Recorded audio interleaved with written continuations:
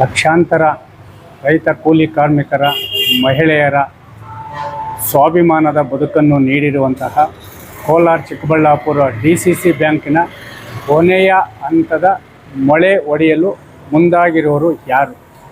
ಬ್ಯಾಂಕ್ನಲ್ಲಿ ಸಾಲ ವಿತರಣೆ ಮಾಡದೆ ಸಾಲ ಮರುಪಾವತಿ ಮಾಡಿರುವಂತಹ, ಪ್ರಾಮಾಣಿಕವಾಗಿ ಮರುಪಾವತಿ ಮಾಡಿರುವಂತಹ ರೈತರು, ಕೂಲಿ ಕಾರ್ಮಿಕರು, ಸ್ತ್ರೀಶಕ್ತಿ ಸಂಘಗಳ ಸಾಲವನ್ನು ವಿತರಣೆ ಮಾಡದೆ ಶಕುನಿ ಆಟವನ್ನು ಬ್ಯಾಂಕ್ನಲ್ಲಿ ಆಡ್ತಾ ಇರೋರು ಯಾರು? ಶಕುನಿ ಯಾರು?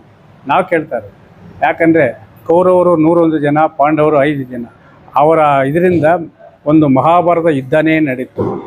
ಆದರೆ ಇವತ್ತು DCC ಬ್ಯಾಂಕನ್ನು ಉಳಿಸಬೇಕಂತ ಅಧಿಕಾರಿಗಳು ಎಲ್ಲಿ ಹೋಗ್ಬಿಟ್ಟಿದ್ದಾರೆ? ರಾಜಕಾರಣಿಗಳು ಎಲ್ಲಿ ಹೋಗ್ಬಿಟ್ಟಿದ್ದಾರೆ? ನಾವು ಯಾರನ್ನು ಕೇಳಬೇಕು? ಇಲ್ಲಿ DCC ಬ್ಯಾಂಕಲ್ಲೂ ಸಾಲ ಸಿಗ್ತಾ ಇಲ್ಲ. ಇನ್ನು ಖಾಸಗಿ ಸಾಲಗಳಿಗೆ ಹೋದರೆ ಅಲ್ಲಿ ಮೀಟರ್ ಬಡ್ಡಿದಂತೆ ಅಂತೆ ತಿಗಣಿಗಳಿಲ್ದಾಕಿ ಈರ್ತಾ ಇದ್ದಾರೆ.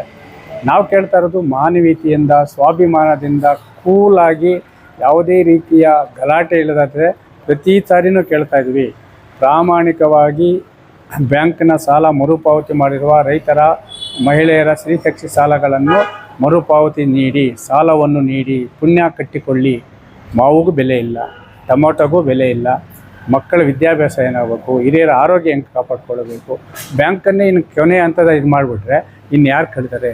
ಇಲ್ಲಿ ಕೋಟಿ ಕೋಟಿ ಸಾಲ ಮಾಡಿರೋರು ಏನು ಅದೇ ದೇಶ ಬಿಟ್ಟು ಹೋದಂಥ ಈ ವಿಜಯ ಮಲ್ಯ ಥರ ಆಗ್ಬಿಟ್ಟಿದ್ದಾರೆ. DCC ಬ್ಯಾಂಕ್ ಅಂದರೆ ಅವ್ರಿಗೆ ಕುಡಿದು ನೀರಾಗ್ಬಿಟ್ಟಿದೆ. ಸಾಲ ಪಡ್ಕೊಂಡ್ರು, ಅವ್ರೇನೇನು ಬೇಕೋ ವಾಣಿಜ್ಯ ಮಳಿಗೆಗಳು ಅದು ಇದು ಕಟ್ಕೊಂಡ್ರು. ಆದರೆ ಇವತ್ತು 1 ಲಕ್ಷದಿಂದ 10 ಲಕ್ಷದ ರೂಪಾಯಿಗಂಟ ಶೂನ್ಯ ಬಡ್ಡಿ ದರದಲ್ಲಿ ಏನು ಸಾಲ ಪಡೆದಿದ್ದಾರೆ ಅವರೇ ಇವತ್ತು ಬೀದಿಗೆ ಬಂದಿರೋದು. ನಾವು ಅದಕ್ಕೆ ಇವತ್ತು ಮುಳುಬಾಗಿಲು ವ್ಯವಸ್ಥಾಪಕರಾದಂಥ ಚೆಲುವರಾಜ್ ಅವರಿಗೆ ಮನವಿ ನೀಡಿ ಒತ್ತಾಯಿಸಿದ್ದೀವಿ.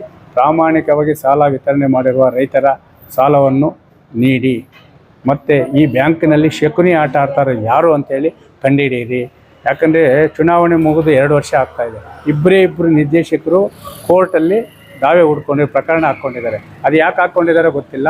ಕೆಲವು ಕಣ್ಣಿಗೆ ಕಾಣದಂತಹ ಶಕುನಿ ಆಟ ಆಡುತ್ತಿರುವಂತಹ ಕೆಲವು ರಾಜಕಾರಣಿಗಳು ಈ ಒಂದು ಇಬ್ಬರನ್ನು ಆಟ ಆಡಿಸಿಕೊಂಡು ಇಲ್ಲಿ ಅಧ್ಯಕ್ಷರ ನೇಮಕ ಮಾಡದಂತೆ ತಡೆ ಹಿಡಿದು ಭ್ರಷ್ಟಾಚಾರವನ್ನು ತನಿಖೆ ಮುಚ್ಚಿ ಹಾಕಲು, ಹಗರಣಗಳನ್ನು ಮುಚ್ಚಿ ಹಾಕಲು ಈ ಥರ ಹುನ್ನಾರ ನಡೀತಾ ಇದೆ ಅಂತ ಗೊತ್ತಲ್ಲ. ಇಲ್ಲ ಸೂಪರ್ ಸೆಟ್ ಮಾಡಿದ್ರಾ, ಇಲ್ಲ ಚುನಾವಣೆನೇ ಮಾಡೋದು ಬೇಡ, ಇದನ್ನು ತನಿಖೆಯೆಲ್ಲ ಲೋಕಾಯುಕ್ತ ಕರೀರಿ, SITಗೆ ಹಾಕಿರಿ, ಯಾವುದಕ್ಕನ್ನು ಒಪ್ಪಿಸಿರಿ, ಬ್ಯಾಂಕ್ ಉಳಿಸಿರಿ. ಇಲ್ಲವಾದರೆ ಮುಂದಿನ ದಿನಗಳಲ್ಲಿ ರೈತರು, ಕೂಲಿ ಕಾರ್ಮಿಕರು, ಮಹಿಳೆಯರೇ ಬ್ಯಾಂಕಿನ ವಿರುದ್ಧ, ಅಧಿಕಾರಿಗಳ ಮತ್ತು ರಾಜಕಾರಣಿಗಳ ವಿರುದ್ಧ ತಿರುಗಿ ಬೀಳೋ ಕಾಲ ದೂರ ಇಲ್ಲ ಅಂತೇಳಿ ಎಚ್ಚರಿಕೆ ನೀಡ್ತಾರೆ.